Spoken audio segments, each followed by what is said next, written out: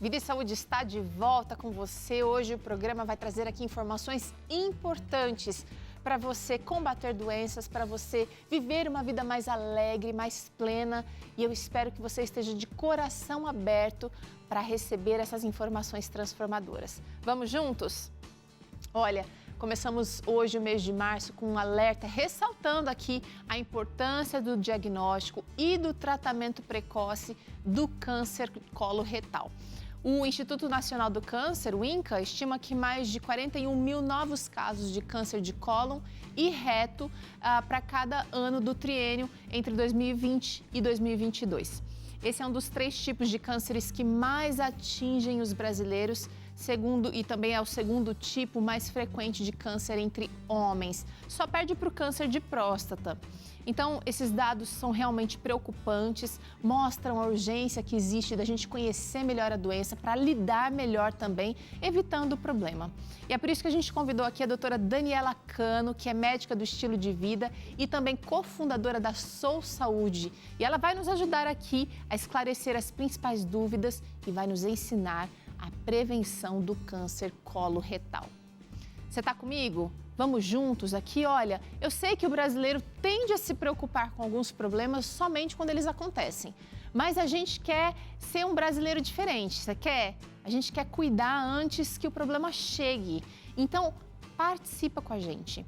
Manda aqui no nosso WhatsApp a sua dúvida, a sua pergunta e a gente vai, na medida do possível, trazer na tela do Vida e Saúde. Nosso QR Code está aqui disponível para você e você também pode anotar aí o nosso contato, que é 12 98266 0004. É o nosso WhatsApp e está aberto para você a partir de agora. Doutora Daniela Cano, boa tarde, bem-vinda ao Vida e Saúde, tudo bem aí? Tudo bem, Teru? Boa tarde para todo mundo. Prazer te receber, obrigada por aceitar o nosso convite e falar de um tema tão importante, doutora. O que é o câncer coloretal? Esse é um câncer muito importante, assim como você falou, são 40 mil brasileiros por ano que são diagnosticados com câncer. Nos Estados Unidos é a 4ª causa de morte, né? Então a gente fala muito pouco sobre isso, então acho que esse mês de março vai ser bem importante a gente falar desse câncer que afeta essa porção final aí do nosso intestino.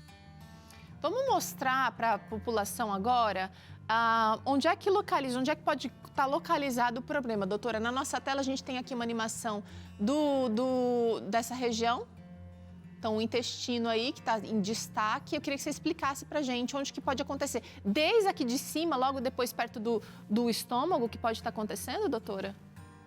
Porque nós temos aí quase 7 metros de intestino delgado, né, que logo que sai do estômago, e depois essa porção aí que está iluminada é o cólon, que tem cerca de 1,5 m, 2 metros. Então, essa porção final, intestino grosso, né, que a gente fala, e a gente vai focar exatamente nessa região aí, que é o cólon, e o reto, que é a porção finalzinha, lá perto do ânus já. Então, pode... É um formato reto mesmo, por isso que chama reto. Tá. Agora, como é que essa doença, como é que esse câncer coloretal pode se desenvolver, doutora? A gente tem várias causas, né? É uma doença multifatorial, desde a parte genética até o nosso estilo de vida. Mas hoje a gente sabe, né, que o que mais está associado hoje ao câncer coloretal é o uso de cigarro, bebidas alcoólicas, carnes processadas e ultraprocessadas, né, que nós falamos como salsicha, linguiça, presunto, peito de peru, e também as carnes vermelhas. Além da gente estar acima do peso também, né, a gente sabe que os obesos têm aí 30% maior risco de desenvolver câncer de colo retal, que a gente fala, e também as pessoas sedentárias, que não se exercitam muito, também têm maior risco de ter câncer de colo. Interessante que alguns dos itens que você mencionou, doutora, são até considerados, são sugeridos pela indústria como itens saudáveis, né? Itens que não são mais light, como o peito de peru, por exemplo. E quando, na verdade, tem estudos mostrando que a relação desse tipo de consumo com o câncer, não só de colo retal, mas outros tipos de doenças também. Agora, quais são as alterações que se podem, assim, indicar sinais de alerta para a doença? Eu vou trazer aqui, doutora, Mitos e verdades. Queria sua opinião, sua participação junto com o pessoal de casa, tá? Ó, é uma doença silenciosa, não é comum apresentar sintomas iniciais, doutora? Isso é verdade. Não é comum apresentar sintomas iniciais e por isso que é perigoso. Porque quando a gente sente alguma coisa, é um sangramento mais importante, uma náusea, o intestino fica preso, né? Porque o tumor já cresceu tanto que o cocô não consegue sair, pode ser tarde demais. Então, o começo dele ele não tem sintomas. E por isso que a gente precisa tomar cuidado e esse mês a gente precisa se conscientizar disso. Muito bem, então, olha, não vai apresentar sintomas iniciais. Olha aqui a próxima, gente. A mudança de hábitos pode reduzir o risco. Então, se eu tenho, por exemplo, um caso de família, você falou que, por exemplo, a hereditariedade está na lista ali de fatores de risco. Mas se eu, de repente, começo a fazer atividade física, mudo a minha alimentação, começo a comer uma alimentação mais rica em fibras, menos açúcar, menos coisas brancas, eu reduzo o risco do câncer, mesmo tendo questões hereditárias envolvidas? Com certeza. Hoje a gente sabe que genética não é destino. A epigenética tem mostrado isso aí nos últimos 30 anos. E se a gente, por exemplo, vai comer mais frutas, verduras, cereais integrais, que tem mais fibras, a gente consegue diminuir esse risco para câncer de cólon em 20%. E a gente, não só para câncer de cólon, né? Diminui também o risco de todos os outros tipos de câncer. Então, as fibras, elas vão ajudar você a fazer mais cocô mais vezes, vai limpar seu intestino, vai ajudar as bactérias lá da microbiota intestinal a produzirem uma substância bem importante para a saúde intestinal, que é o butirato. Então, a gente precisa mudar, sim. Maravilha! Ó, verdade, então, para essa. É verdade aqui também, deixa eu achar outra verdade aqui, ó, que não, a doença não vai dar sinais quando está no início. Vamos ver outra questão aqui que pode indicar risco de câncer coloretal. A obesidade vai aumentar o risco. Ah, essa ela já deu de bandeja. Verdade. A obesidade é uma doença inflamatória, não é? Assim como os diabéticos também não controlados podem ter um risco aumentado aí de câncer de cólon, sim. Bom, vamos seguir em frente. Será que é mito ou verdade, gente? A alimentação é o único fator de risco? Não, isso é mentira. A gente já falou aqui, né? É uma doença multifatorial. O tabaco, o sedentarismo, o álcool, outras coisas, né? O fator hereditário. Então, não é só a alimentação. Muito bem, olha aqui. Será que a mito ou verdade é essa, gente? Só afeta pessoas com mais de 50 anos. Quero saber, porque eu tenho a impressão de que esse dado aqui seja até, pelo menos parcialmente verdadeiro, porque parece que são as pessoas mais velhas que têm o câncer ou mais maduras que têm o câncer coloretal, mas são só essas pessoas? Na maioria das vezes, afeta pessoas com mais de 50 anos, porque é um câncer, às vezes, que vai demorando para estar crescendo, né, aquele tumor, para estar se desenvolvendo. Mas pessoas que já têm histórico familiar, elas têm maior risco de desenvolver câncer em idades mais precoces, como 30, 40 anos de idade.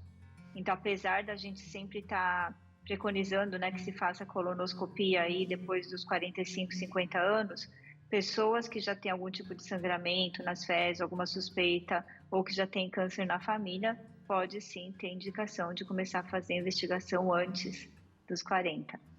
Vamos lá, então, olha, para mais um mito ou verdade em relação ao câncer coloretal. Encontrar um pólipo já é diagnóstico de câncer. Doutora, Não. Vou lá, vou fazer a colonoscopia, apareceu um pólipo, já entro em pânico, já fico desesperado. Sim, esse pólipo, na verdade, já é um sinal que alguma coisa não está bem no seu intestino.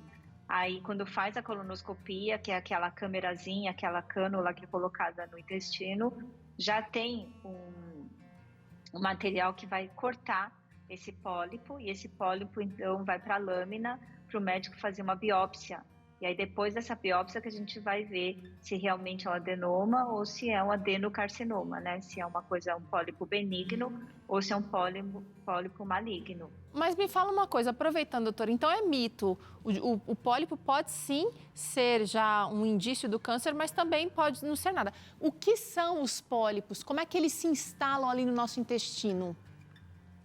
O pólipo, não sei se você já fez colonoscopia, mas para quem já fez, parece cogumelozinhos, assim, são tumores já, né? É uma parte do intestino que já está sofrendo uma alteração genética, aquelas células começam a crescer de uma maneira desordenada. O pólipo benigno é aquele que não tem capacidade de espalhar essas células cancerígenas, e o maligno é aquele que pode sair do lugar. Então, por isso que a gente precisa ir para a biópsia, né? Então, mas já quando já tem pólipo é porque alguma coisa não está bem e a gente já precisa redobrar, inclusive fazendo colonoscopia anualmente. A pessoa que não tem pólipo vai fazer colonoscopia a cada 5 anos, mais ou menos, ou de acordo com o que o médico prescrever para a pessoa. É o seguinte, gente, o intestino, a saúde do intestino, a gente precisa acompanhar bem de perto. Então, se você não evacua como recomendam os especialistas, os pesquisadores, então você tem que estar sempre esperto. Ou vai de mais ao banheiro, ou vai de menos ao banheiro, se as fezes são muito duras, se são muito moles. São indícios da sua saúde intestinal que podem indicar ou não um caminho para o câncer. Mas chegou uma interação aqui, doutora, que eu quero trazer na tela Vida e Saúde, da Irisnalda. Mulheres também precisam fazer exames para a prevenção? Olha, Irisnalda, boa pergunta, porque no começo eu falei que atinge mais os homens, doutora. Na verdade, esse câncer atinge, a gente tem 20 mil casos aí, tanto para homens quanto para mulheres no Brasil, são 40 mil casos novos, então atinge as duas populações. E lembrando que o exame não faz prevenção, né? A prevenção é realmente a gente ter um estilo de vida saudável, mas as mulheres precisam fazer sim, depois dos 45 anos, o exame, né, de colonoscopia ou sangue oculto nas fezes, que a gente fala. Legal, bela lembrança. O exame é para ajudar num tratamento precoce. A prevenção a gente vai falar daqui a pouquinho, fica com a gente. Vamos falar de sintomas, doutora, porque embora seja uma doença silenciosa, em determinada fase, evolução, ela vai começar a mostrar as caras. Vou trazer aqui esse primeiro, que pode ser uma coisa muito insignificante ou não, sangue nas fezes. Nem sempre dá para ver. Geralmente a gente não vê o sangue nas fezes vivo, né? Geralmente as fezes ficam um pouquinho mais escuras, marrom escuras, a gente não percebe. E por isso que a gente precisa fazer um exame que chama sangue oculto nas fezes. Se você perceber que suas fezes estão um pouquinho mais escuras, pode conter sangue lá, assim, oxidado, e a gente precisa estar fazendo esse exame aí de fezes.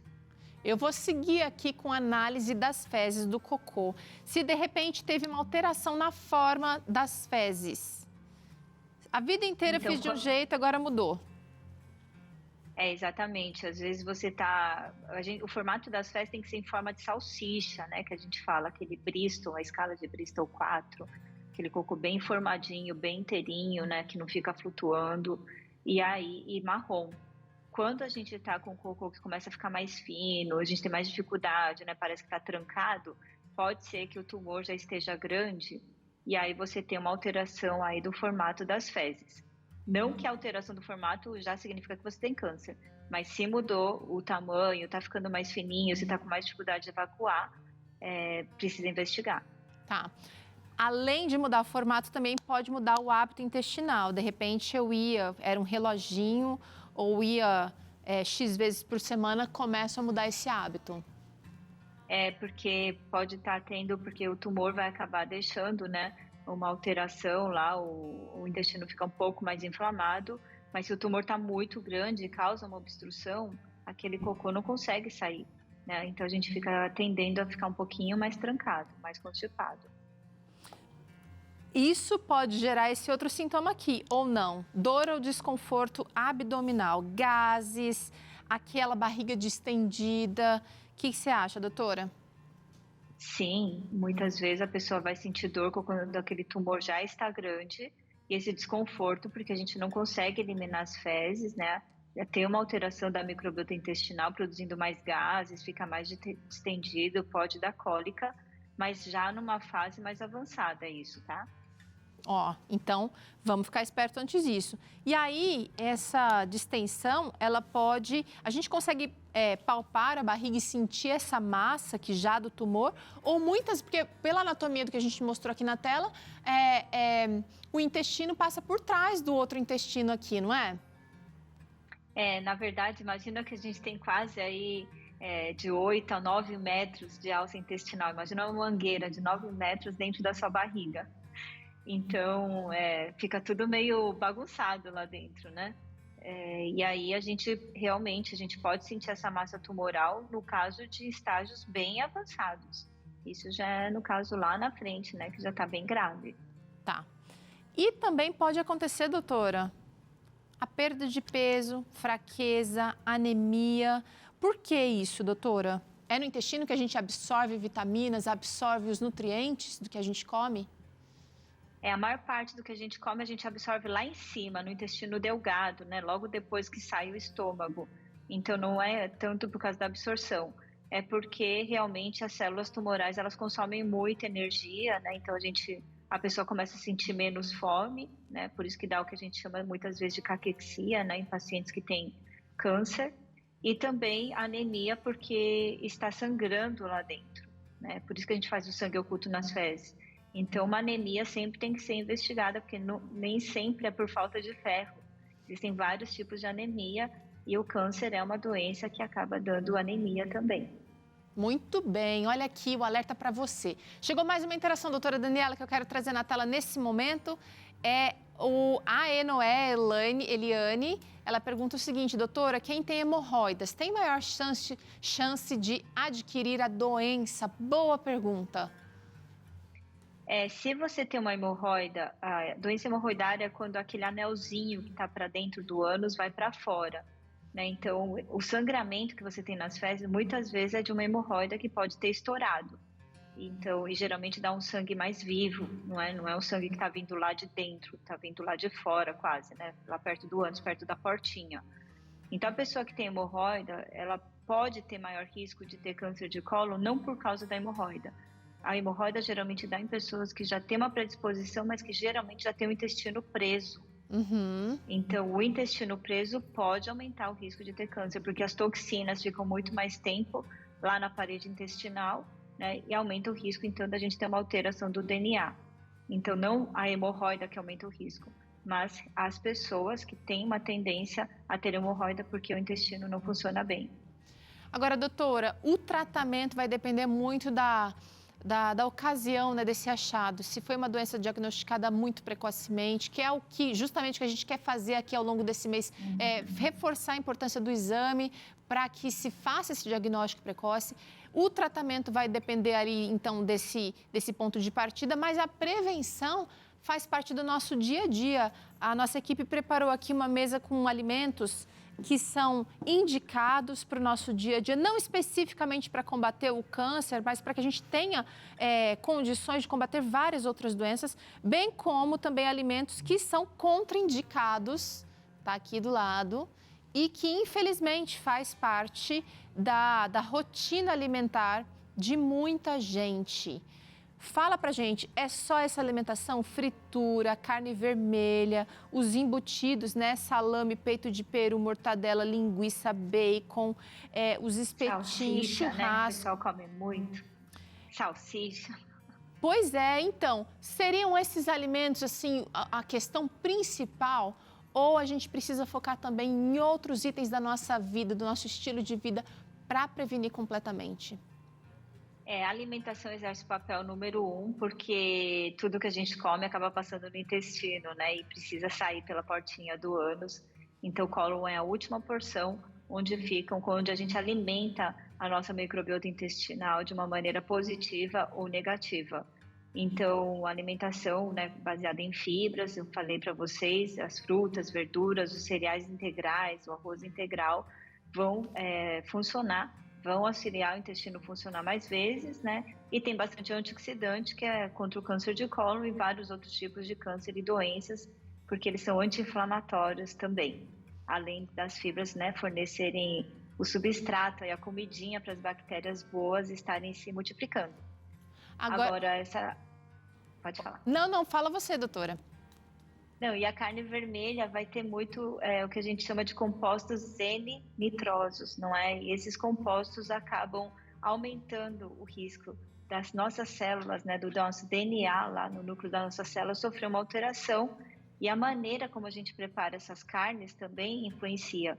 Porque se a gente grelha muito, quanto mais a gente faz churrasco, quanto mais esses pretinhos aí no espetinho, né, maior a produção do que a gente chama de aminas heterocíclicas, que são potentes agentes carcinogênicos. E os embutidos que a gente falou, a salsicha, a linguiça, né, para conservar essa carne aí, né, essas gororobas de carne que a gente fala, tem muitos os nitratos, né, que são esses conservantes que dentro do nosso corpo vão produzir nitrosaminas, que são potentes carcinogênicos também. Além disso, essas carnes vermelhas, você sabe que ela oxida e começa a ficar marronzinha. Então, para não ficar marrom, eles colocam muito monóxido de carbono na mioglobina, para ela ficar vermelha. A gente acha que a carne tá nova e ela não tá. E o monóxido de carbono também vai acabar dando câncer na gente. Então, esses são os principais alimentos que realmente dão. Mas existe o estilo de vida, né? Como evitar álcool, evitar o tabaco e combater o sedentarismo também, para a gente evitar o câncer de colo. Doutora, quando você fala assim, muita gente está pensando em casa, só coisa gostosa, só coisa que eu compro quando eu ganho um dinheirinho extra, ou eu trago quando vai chegar a visita, eu trago esses embutidos porque eu quero que a pessoa se sinta especial, ou eu gosto muito, meus filhos gostam muito dessa alimentação, mas a doutora Daniela Cano é médica do estilo de vida e já acompanhou a transformação de milhares de pessoas. Eu acho que eu posso dizer assim, porque além de atender individualmente, ela atende também grupos. E a mudança é possível, doutor, e quando a gente gosta, quando a gente vai experimentando a mudança, trocando aqui, a gente vai sentindo no nosso corpo que essa é a receita de Deus, né? Com certeza, ela vai prevenir o câncer de cólon, vai prevenir diabetes, vai prevenir obesidade e vai nos ajudar, né, o nosso cérebro ficar feliz e o nosso corpo também ficar saudável. Muito bem, eu quero agradecer aqui a doutora Daniela Cano, participou hoje do Vida e Saúde, deu essa aula pra gente. Se você gostou, se você quer mais conteúdo de saúde, quer mergulhar, acesse sousaude.com ou então você pode acompanhar um conteúdo muito completo de saúde, muito interessante para você no Instagram, @sousaude, tá passando aqui, SOW, saúde. E você vai ter mais da doutora Daniela, do doutor Luiz Fernando e de saúde para você. Obrigada, doutora. Até a próxima.